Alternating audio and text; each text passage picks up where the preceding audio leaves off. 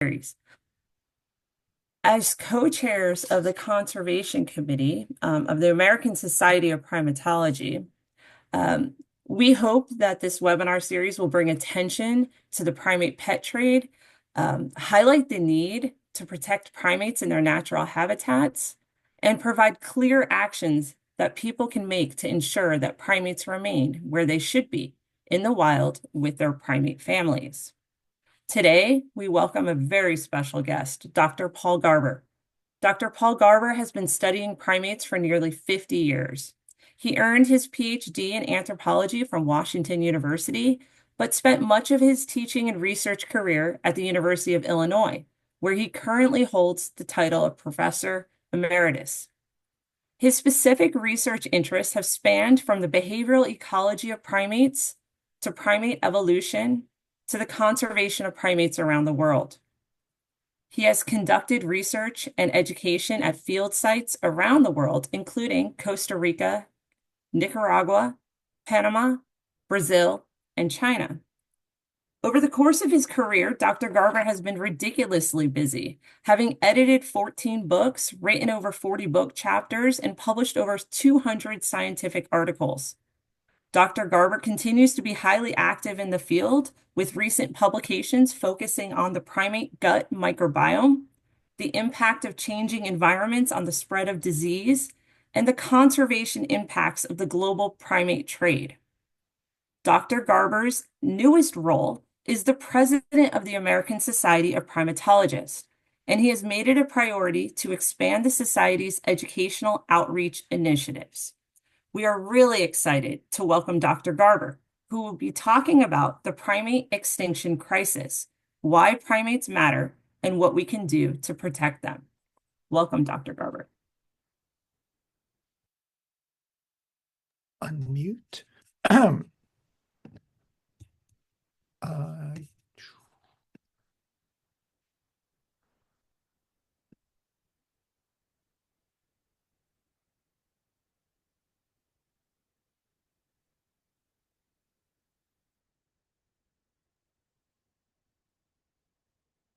Can everyone see the slide screen?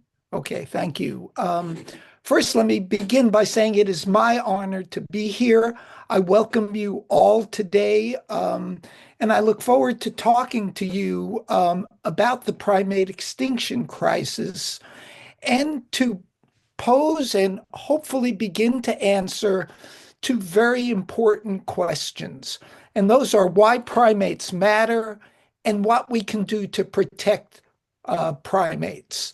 And just as an introduction, on the screen are two young juvenile golden snub-nosed monkeys from a site where I worked at in China. I want to begin by juxtaposing two images which I think really set the stage for my presentation today. This first image is a group of wild white-headed langur monkeys from a site where I've worked in Southwest China.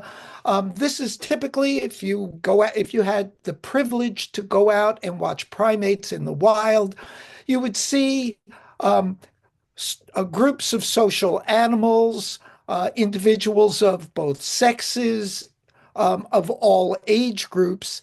In these white-headed langurs, infants are born this beautiful golden or orange color, and then as they mature, they develop into their adult coat color of black and white. If you look at the image, you can see some individuals are grooming, other individuals are interacting socially. And so this is a typical primate group in the wild. And I want to juxtapose that with this image, which are solitary primates in cages. They're tethered to benches, or lone individuals that no longer are part of a social group.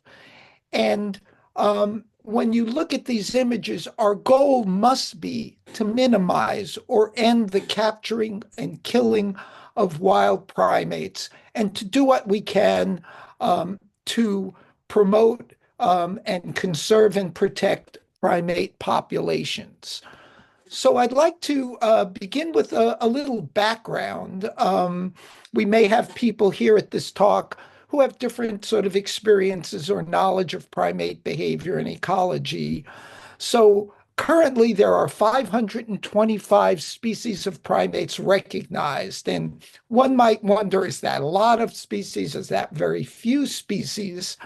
And to put it into context, there are 27 different orders or lineages of mammals, and primates are one of those lineages. Primates include things we call lemurs and lorises and tarsiers and monkeys and apes and humans. So we're primates as well. And uh, the oops, the rodents are the most common order of mammals. There are about 2,380 species of rodents. There are the second most speciose or successful group of mammals are bats. There are about 1,336 species of bats. And then primates are the third most speciose order of mammals with 525 species. So primates represent a very important radiation of mammals. Primates are found in 90 countries worldwide, and that includes in what I call the American tropics, Mexico, Central, and South America. Primates are found across much of mainland Africa. Primates are present on the island of Madagascar, which is located here off the east coast of Africa in the Indian Ocean. And primates are found in South and Southeast Asia. And most primates are restricted to tropical and subtropical zones, but there are primates that live in temperate forests as well. Now, if we ask the important question that I initially posed, why primates matter, it's important to understand that primates contribute to the health of the ecosystems in which they're found. Primates support a wide range of ecosystem services. They contribute to forest regeneration by planting the next generation of trees. So primates are engaged in seed dispersal. Some primate species play an important role in pollination. Primates contribute to primary productivity by pruning leaves and branches off trees. And primates are engaged in important predator-prey relationships. And in this role, then primates contribute to the health of forests, and healthy forests provide vital resources for local and global human populations, as well as animal and plant populations. And healthy forests also absorb and store carbon dioxide that would otherwise cause climate change. And in fact, in the three largest remaining tropical forests in the world, in the Amazon, in equatorial Africa, and in Indonesia, is where we find the greatest diversity of primate species. So primates play an important role in contributing to carbon sequestration and mitigating some of the effects of climate change. Primates also have great cultural importance. Uh, they play an important role in the natural, religious, and cultural heritage of nations and peoples in the regions in which they're found. And primates have great scientific importance. Because they're our closest living relatives, they provide the best animal models for understanding human behavior, human biology, human sociality, and human evolution. And just a simple example of this, here are two chimpanzees that have fashioned a twig or a branch, stripped it of leaves, and are using it to fish for termites. And if we ask the question, how did humans come to be the way we are? And what factors contributed to the evolution of our cognition and decision making and problem solving and tool using technology, we can look to non-human primates to better understand ourselves. So primates are critically important. However, primates are facing an extinction crisis, and I'm going to present some numbers that I find extremely worrisome. 69% of primate species are vulnerable, endangered, or critically endangered, which means they're threatened with extinction. Moreover, 94% of primate species for which data are available have decreasing populations. And obviously, if populations continue to decrease, they'll be lost. Moreover, studies have shown that if we continue business as usual, if we don't change our behavior, then two-thirds of the current range occupied by non-human primates is expected to be converted for industrial agriculture and cattle production by the end of the century. So we are facing a critical primate extinction crisis. And then we have to ask the questions, what can we do to stop this? So if we want to live in a world where this orangutan mother and her offspring can survive and flourish, we need to change our behavior. And the time for us to act is now. We have no choice. We can't keep waiting. If we just let business go as usual, if we don't address these issues, then we will lose many primates by the end of the century. So I'd like to take a moment then to talk briefly about some of the drivers of primate population decline. And clearly, this includes the unsustainable resource extraction that humans engage in. Now, here is a graph of human population. And in 1950, there were about 2 billion people on this earth. And although for many of you, 1950 seems like ancient times, I was born in 1952. So this is current history for me. Currently, the human population has reached close to 8 billion people. So, in my lifetime, in the past 70 years, the human population has increased fourfold. By 2050, the human population is expected to approach 10 billion people. And by the end of the century, human populations are expected to reach about 11 billion people. And clearly, that has resulted, this dramatic increase in human population, the need for resources, has resulted in the destruction of natural environments by humans. It's resulted in the conversion of natural environments into agricultural fields, cattle pastures, roads and rail systems, urban centers, mines, dams.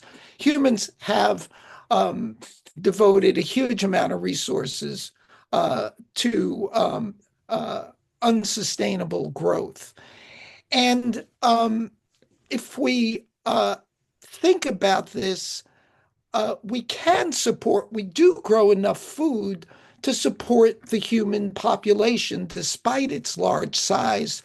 The problem is that these resources are not equitably consumed by the world's population.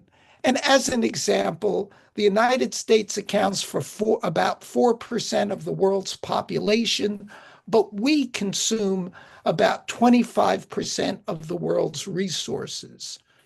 Now, I would say this is both bad news and good news. Clearly, the bad news is that we are over-consuming, we're wasting resources. This occurs in many developed countries, the US, EU countries, China, Japan, and Canada. But the good news is that since we're the problem, we also can be the solution. We need to change our behavior. If we can change our behavior, if resources could be distributed more equitably, if we could reduce our footprint and our over demand on resources, then we can protect biodiversity and protect the world's primates. Now, I also earlier asked the question of why primates matter. And um, if I want to just look at this in a very selfish way, um, in part, primates matter because I would argue primates are like the canary in the coal mine. If we continue to destroy, degrade, and pollute natural environments, if we continue to burn fossil fuels, if we don't move rapidly to green technologies, then not only will non-human primates not be able to live in their natural environments, but in the long term, if non-human primates can't live in these environments, then human primates will not be able to live in these environments as well. So if we can change our behavior, if we can protect non-human primates, then we will also protect ourselves. And as I said earlier, the time for us is to act is now. We no longer have the luxury to wait. We need to change our behavior.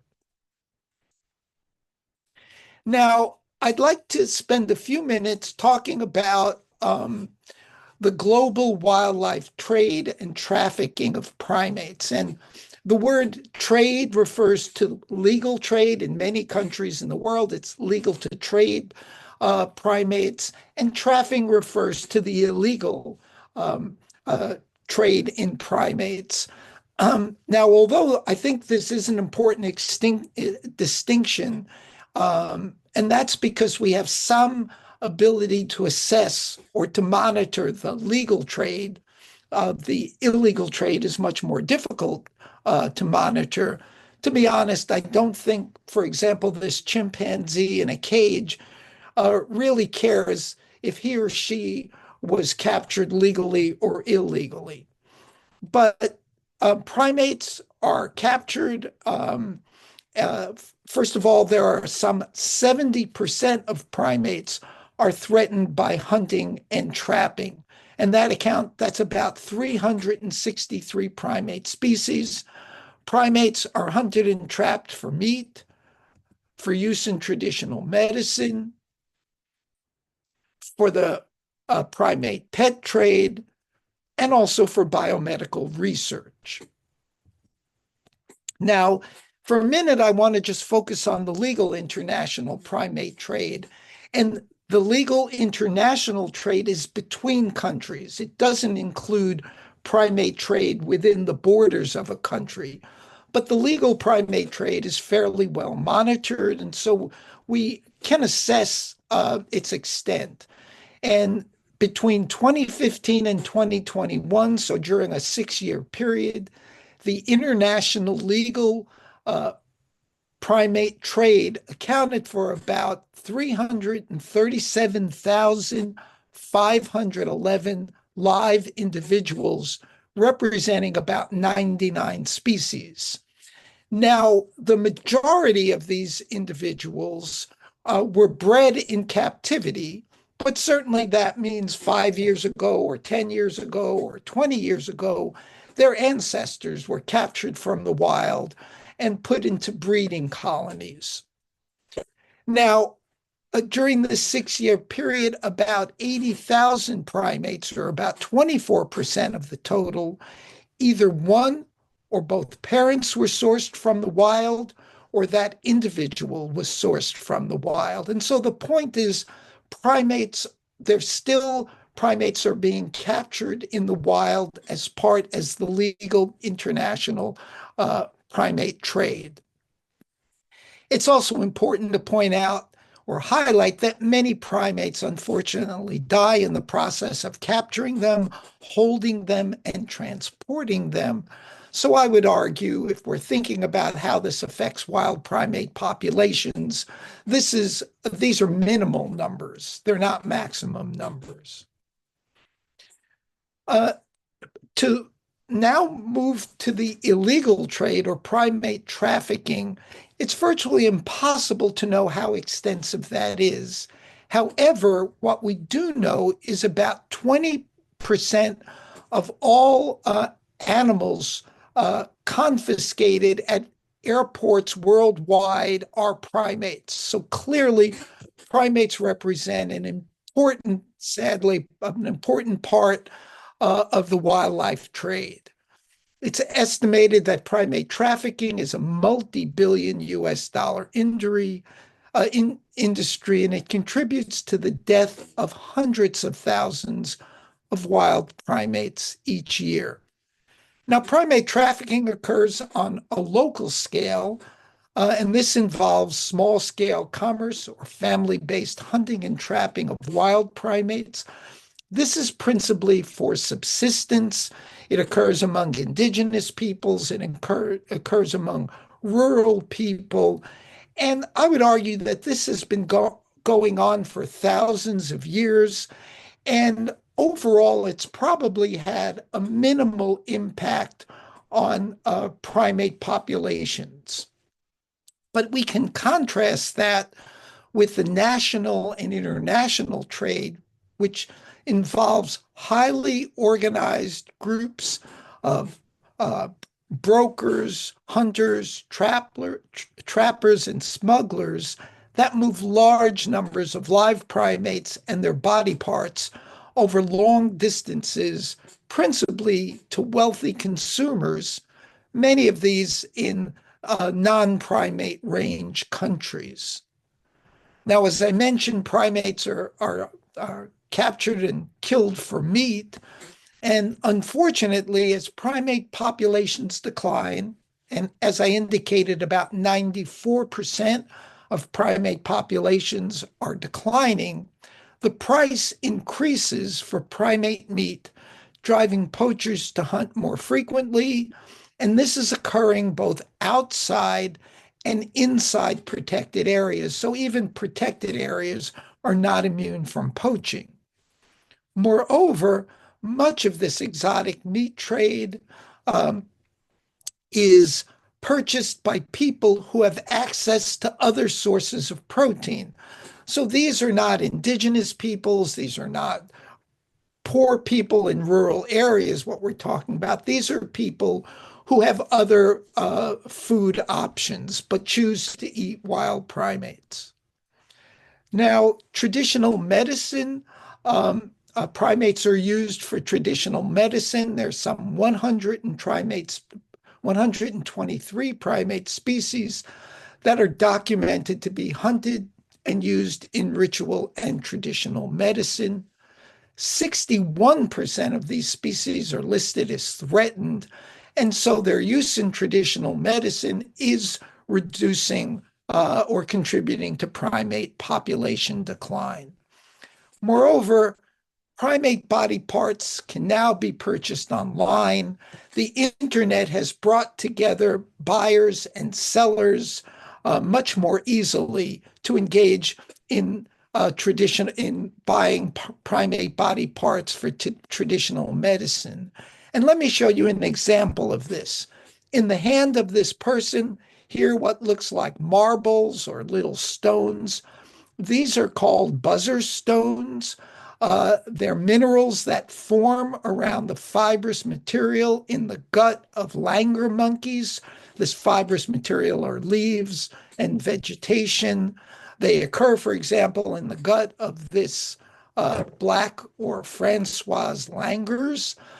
You have to kill the monkeys to get these buzzer stones. I went online and you can find websites, for example, that sell these buzzer stones. They Each of these small marbles or stones are priced at $100. So they're not being purchased by indigenous peoples or rural peoples. They're being purchased by peoples who have access to other forms of medical care. And thousands, maybe tens of thousands of langurs are killed each year for traditional medicine.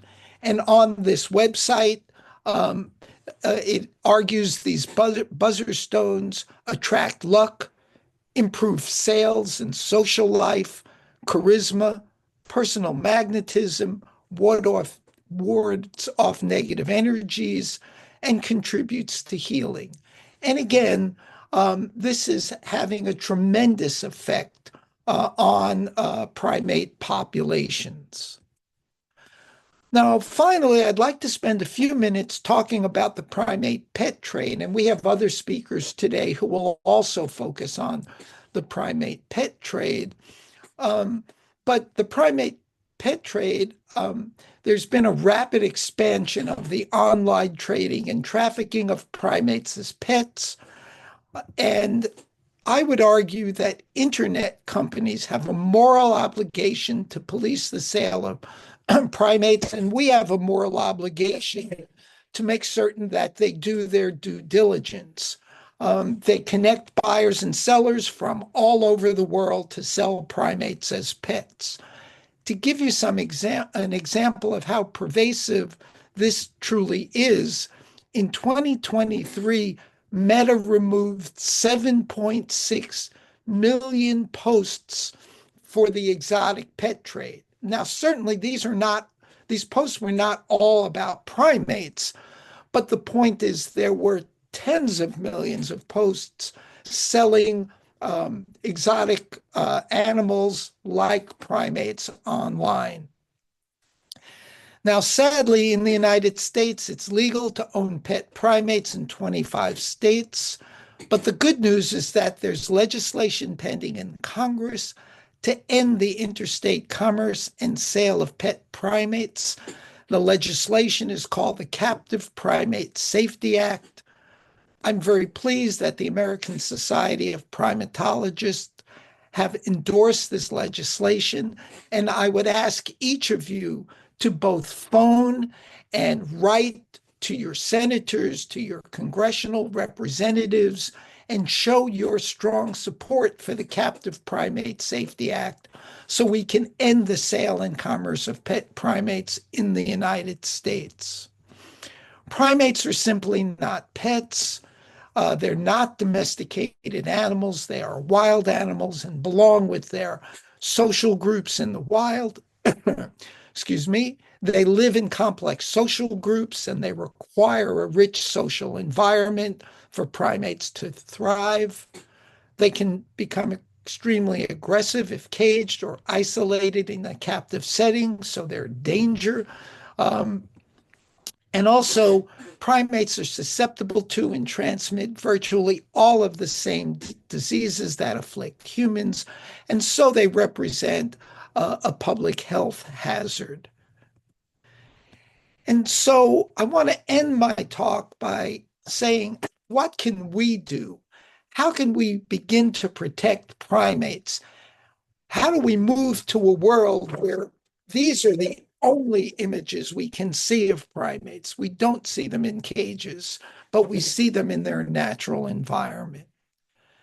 And I would argue a first step is an educational step. We need to identify, a first step in identifying sustainable solutions to reduce the primate trade and trafficking is for humans to view non-human primates as having a greater societal value, thriving in their natural environment, than it's as pets or trophies or exploited in social media videos and as part of the commercialized wild meat industry. And so what I would ask each of you to become is a primate activist. Just like these are black and white snub-nosed monkeys, that I've studied in Yunnan province in southwest China, primates should not be pets. We have to stop the killing and we have to save their environment. Now, sometimes the word activist or being or activism, sometimes some people, I think, react to it as if it has a sort of negative connotation. And I would argue that, at least the way I look at activism, I rely on the words of one of my icons, the late civil rights leader and congressman from Georgia, John Lewis. And John Lewis wrote, "There's nothing wrong with a little agitation for what's right and what's fair." And I would argue that ending the primate pet trade and protecting primates and their environments is what's right and what's fair. And so I would just ask you to come join us, to become part of and support our organized group-based effort to bring about change. We cannot continue with business as usual. We have to change our behavior. And I would ask for those who can afford to donate to the American Society of Primatologists so we can continue our efforts to end the primate pet trade and protect wild primates in their natural environment. This is a link to the ASP website for donations. And it's important to point out that 100% of what is donated goes directly to protecting primates. We are a nonprofit volunteer organization. ASP has a campaign, which others will talk about, the Keep 'em Wild campaign, and we're trying to raise money and to do other actions to protect wild primates. And so I ask you to come join us. And I and these twin common marmosets want to thank you for your time and your patience. So I thank you. Thank you, Dr. Garber. If you all have any questions for Dr. Garber about anything that you mentioned, you can either put it in the chat or you can raise your hand and we'll unmute you so that you can ask.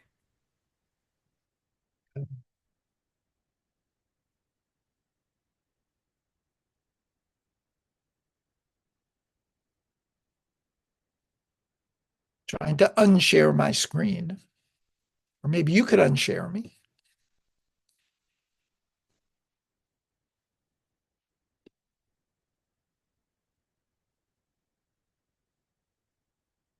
Trying to look into the chat.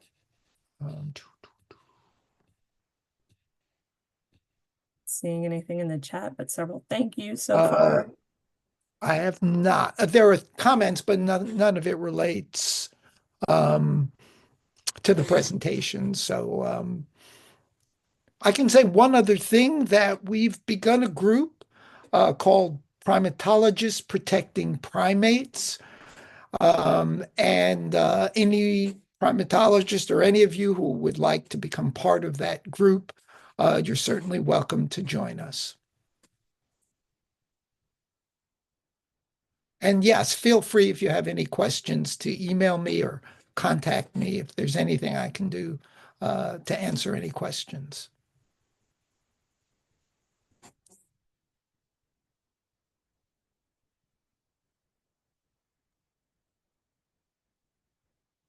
It looks like there's a question in the chat. Okay, I can read it. And, is there one species or one region that we should focus on for protecting primates from becoming pets? Or is there one company in the United States breeding primates for the pet trade? That's a really important question, Fran. I don't know if Marilyn could answer. I really couldn't answer that question. I don't know if Marilyn could. And I know a lot of small body primates like marmosets, capuchins maybe might be the most common primate pet. Chimpanzees are sold as well. But I'm not the best person to answer that question.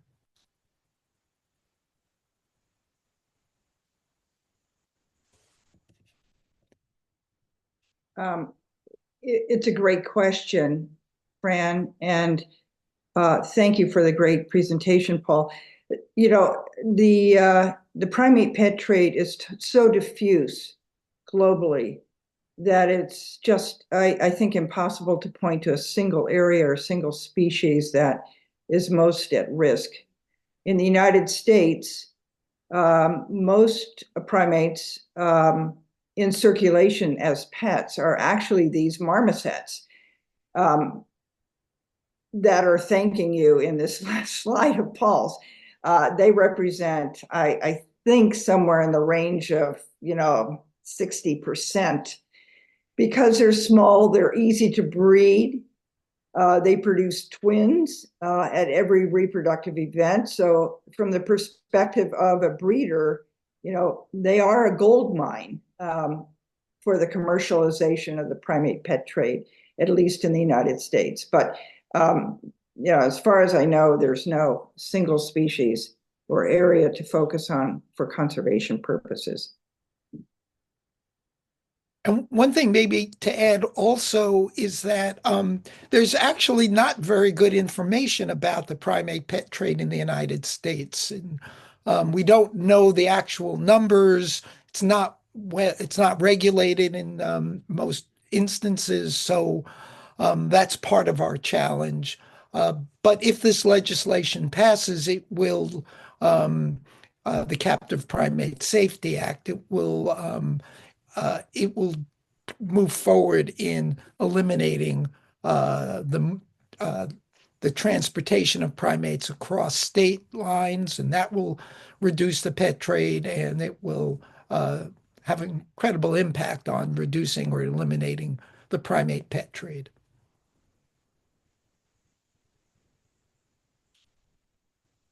Thank you so much. If y'all have any other questions for Dr. Garber, his email is now in the chat and we can post it again. And yeah, thank you so much. At this point in time, we really would like this to be an interactive session. So I'm going to share my screen now.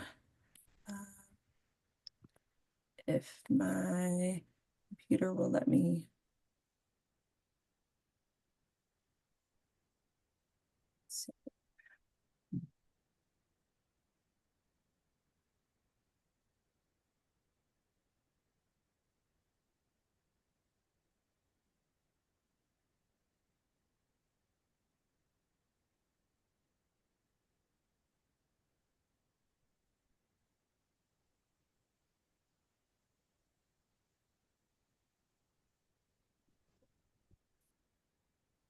Sorry, I'm having some challenges here seeing it. What we'll do is we'll go ahead. We're going to go on with Dr. Kaelyn Dobson, who's going to share with you all some good strategies for how you can make a difference and in your actions can help shape or curb the primate pet trade. So what you can do individually to help. Hey, I'm Dr. Kaelyn Dobson. I'm a postdoctoral fellow at MD Anderson Michael E. Keeling Center. And the primate pet trade is something that I've been engaged with since the very beginning of my primatology career. I actually started in primate rehabilitation work, so it's something that's really kind of drawn me into the field, and I'm really passionate about it. So Dr. Garber talked about some of the really concerning actions that are happening against primates, particularly the pet trade, and how that is harming populations in the wild, and how there's also a pet trade domestically in the US, and that we can't even, understand those numbers or regulate them in any way. But I want to share kind of alternative ways that we can see and support primates, because a lot of times whenever I interact with people say, oh, I'm a primatologist, they say, oh, my cousin had a pet monkey.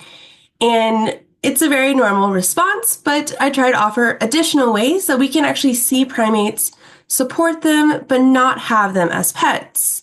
They're amazing species and they are closely related to us, so we can learn a whole lot about them by interacting with them in safe manners, by seeing them, observing them, and studying them. So I want to provide some additional ways we can do that aren't the pet trade. So as Dr. Garber mentioned, primates as pets, it's not a very good situation. They are endangered because of this. In lots of areas, it's illegal to own primates as pets. In 25 states, it's currently legal, but in the others, it's not. And primates are really difficult to properly house as pets. They're not meant to be domesticated animals. They're never going to be domesticated because they have complex needs that we typically can't meet in a household environment. They have very specific diets. They require very specific and high levels of social interaction. They need very enriched environments with lots of toys and stimulation that we humans can't necessarily provide. And they do require specialized veterinary care. They can be potentially aggressive, as Dr. Garber mentioned. And in the pet trade, many of them, like those numbers we saw earlier, are still taken from the wild. There are ethical concerns about this, and then, of course, ethical concerns about having primates as pets in general. Primates are also very long-lived compared to normal pets, you could say, animals that we keep as pets, those domesticated animals, and they're high maintenance compared to our domesticated friends. But some other ways that we can see and help primates, because we still want to see them. They're still amazing. Some of the ways we can do that are visiting zoos, sanctuaries, and rescues. So this can be either domestically here in the US or wherever you are. It can be abroad whenever you're visiting. And some of the ways you can look to make sure that the zoos, sanctuaries, and rescues that you're visiting are good is to make sure you visit accredited facilities that house those primates you want to see. Check to see who's regulating them. See who they're credentialed by.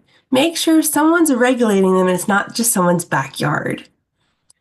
Watch primates. Don't engage with the primate encounters. They're really cute on your shoulder, but even encounters at zoos and sanctuaries and other facilities, those encounters are still forwarding the primate pet trade, primarily due to social media posts, where even though if it's at a sanctuary rescue that's using that to support their own saving of primates, that photo doesn't necessarily show the full context and can help drive primate pet trade because they're so incredible and cute, people might want them additionally.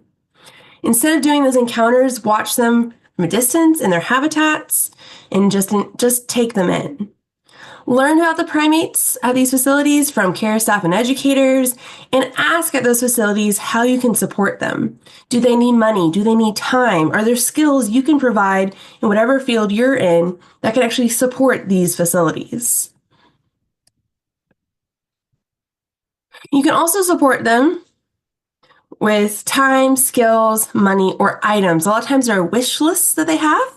These accredited facilities do need help, and a lot of them, even if they are accredited and regulated by other organizations that make sure they're housing and taking care of these animals properly, a lot of them are nonprofits, or they're just being run out of the kindness of people's hearts.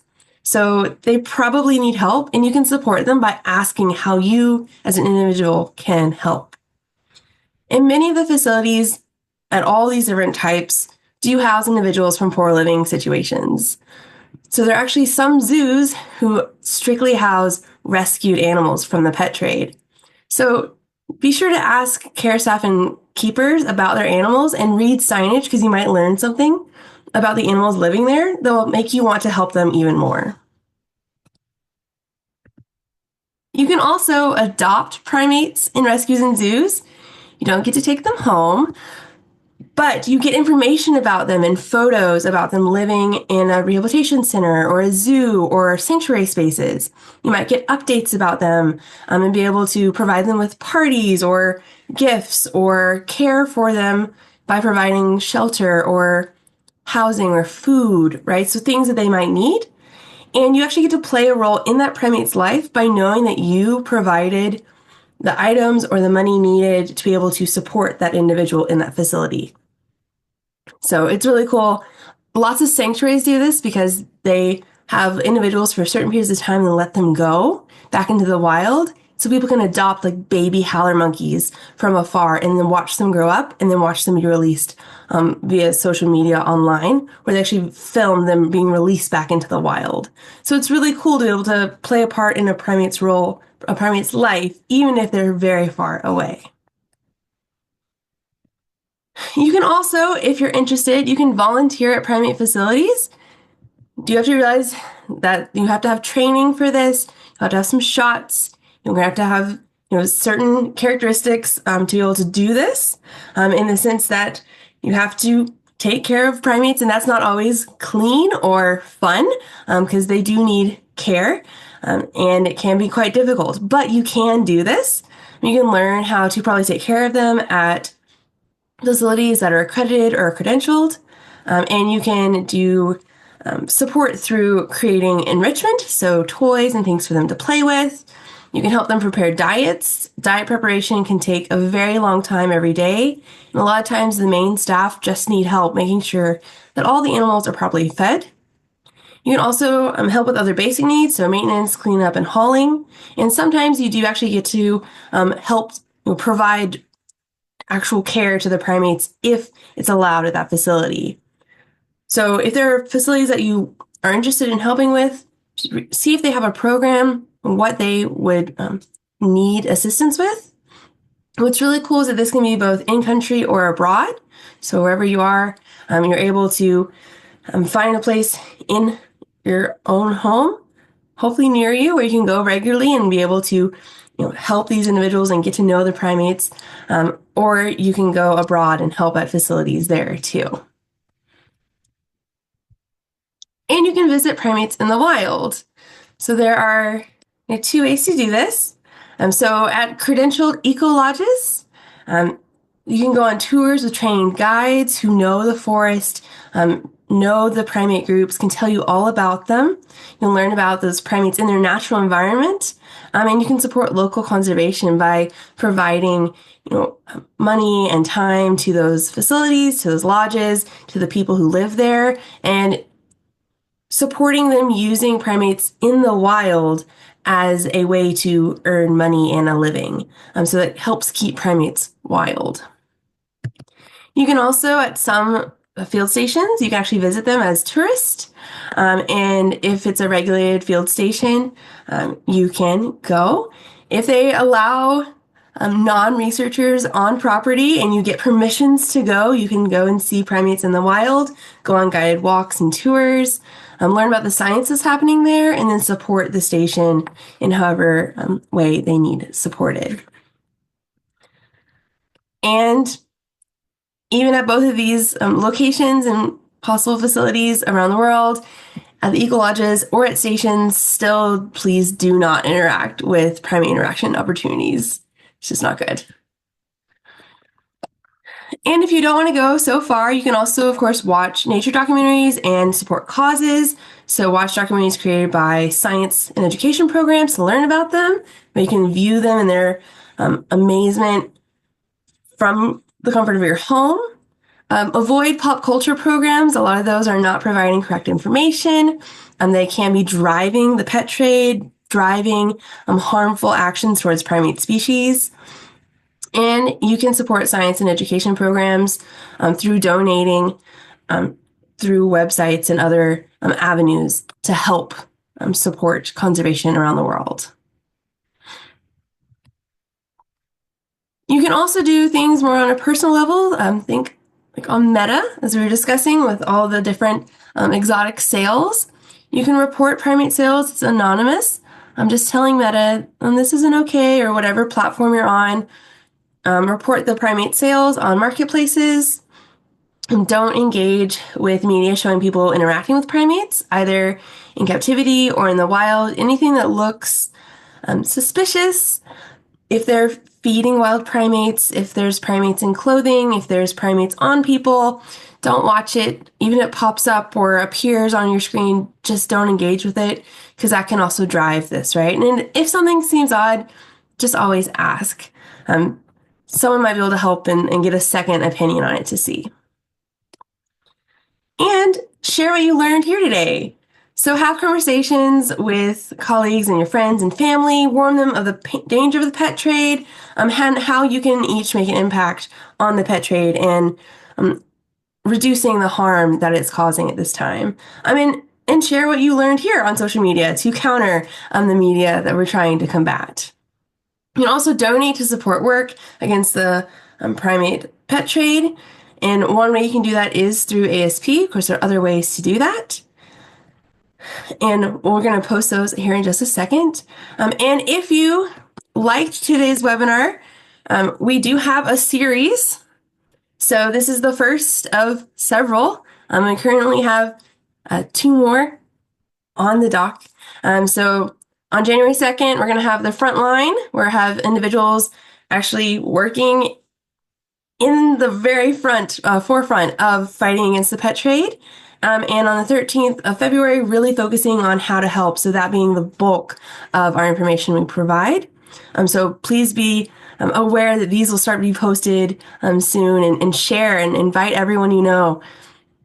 So thank you so much for being here. And there are places, if you would like, that you can donate time, money, or skills if you feel like it's too much to go somewhere or too much to go volunteer or to adopt a primate. Organizations like the American Society of Primatologists, where we are dedicated to helping primates both currently in the pet trade and in the wild and in captivity as well. And that's our focus and our goal. So we'll be sure to put the links in the chat for you in just a moment. And Dr. Garber mentioned our campaign right now, and our campaign is Keep 'em Wild, and to speak about that is Dr. Marilyn Norconk.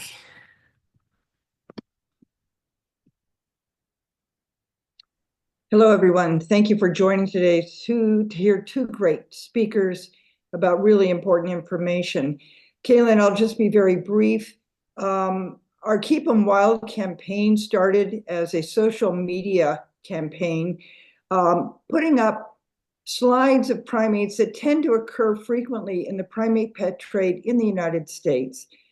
The United States is a major player in the pet trade because it's a wealthy country, and connections via social media are very highly processed, allowing people to connect with breeders and, acquire these animals online. The campaign is focused on education. So for each of these slides, we have a little bit of information about the primate that's being featured. And we provide a little bit more detail in the social media post. So I have to thank Ann Savage and Sylvia Salas, and particularly a shout out to Katie Gerstner, who's the head of social media for the American Society of Primatologists. And she has been helping us post these slides to Instagram and Meta and LinkedIn. So they're coming out about every week. So please share them with your friends and your family. Donate if you can to ASP Conservation. That will focus on, as Paul said, 100% of the donations going to provide resources for researchers involved in primate research in the US or in habitat countries. So I think that's all I need to say about this, unless people have questions.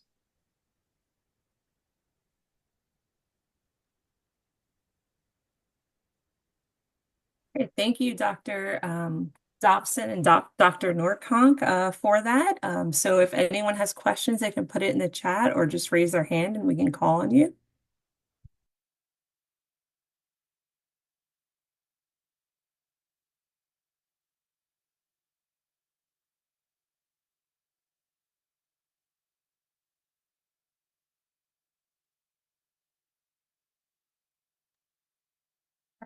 Um, and if there's no questions, I think I can get this participation activity to work now. Oh, Fran Dollins has a question.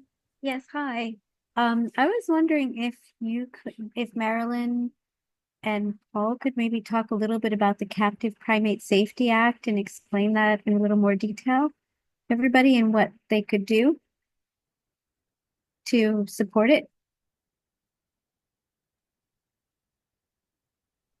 Well, I'll take a stab at that. It's very important that you contact your legislatures, your senators, and your congressional representatives. And as I suggested, you should do it by phone. You can call their offices. You can send them emails or and let them know your support, um, your strong support for the Captive Primate Safety Act. The more people who contact them about this, the better the chances that we have that the legislation will pass. So we all need to be active. We need to contact our representatives and to let our voice be known.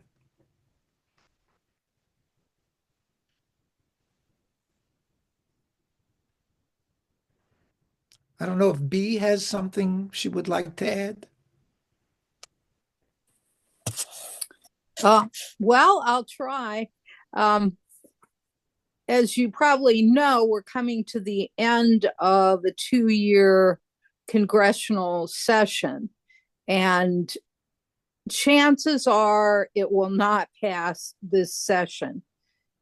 Many bills that get introduced, especially in Congress, that deal with animal welfare issues, it takes time after time after time. And I believe that the Captive Primate Safety Act was originally introduced around 15 years ago. I know that the PPP group has been working with uh, a couple of people who work with national animal welfare organizations, and they are on the Hill. One of them at least lives in DC. And so what I would say is keep your eyes and ears peeled, probably on the ASP social media. They will mention if hopefully early next year, which will be the next session of Congress, the Captive Primate Safety Act will be reintroduced. This time it was introduced fairly late in the session, and that didn't help in getting it to move along. There's some hope that it's would be bipartisan. So it's just a question of keeping your eyes peeled. When you do see that it gets reintroduced, see who the sponsors are. This session, it was introduced both in the House and Senate. And so you can talk or contact both your senators and your US rep and tell them about their support. There's one other thing I wanted to say, and this is more to the people who are primatologists, and Paul's talk about being an activist. And Fran, if you could mention how you were an activist about a year and a half ago at some county fair near Ann Arbor, and opportunities like this present themselves. Yeah, there was a monkey rodeo, which was strapping capuchin monkeys to the backs of dogs and having them race in circles around in really loud music with hundreds of people around clapping and making a lot of noise. And and B had let me know about this, and we at different points went and protested this and then wrote letters, and the county decided not to allow that. I'll call it entertainment, for lack of a better word, back to their fairs. They had been going there for years, apparently. Um, so that's, I think, what B you were talking about. Yeah, but your role in particular, there were people like me who were just, advocates, and there were a number of people like that. But Fran went and she engaged. There were a lot of parents with young kids who I think saw this as a good opportunity. You see that with circuses, etc., for their children to get to see these animals and how wonderful it is. Well, Fran was able to engage these people, and I remember you were saying things like, these monkeys are very shy. They don't, and talked about from her knowledge about it. And I think that that can be very effective. Yeah. Yeah, it was letting them know that the monkeys are not grinning because they're happy, but because they're terrified, and that they were holding on because they were terrified, and the fact that their teeth were um, you know, pulled out or, run down on purpose so that they couldn't bite. Normally they would be biting people. Um, so yeah, I just pointed out all the different things that the monkeys were doing that showed that they were really scared and stressed out. That they had big wide eyes, not because they were just cute, but because they were terrified. And the parents started looking at the monkeys and talking, differently about what their kids were seeing. Not everybody bought that. There was a woman who was running the fair, who came over, and she was very, very aggressive. But mostly people were pretty good about listening.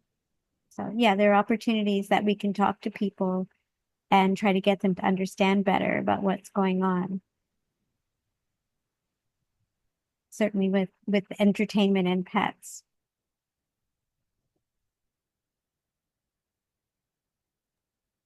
Those were all good, very good points. Thank you for jumping in and chiming in with the conversation. Does anyone have any other final questions?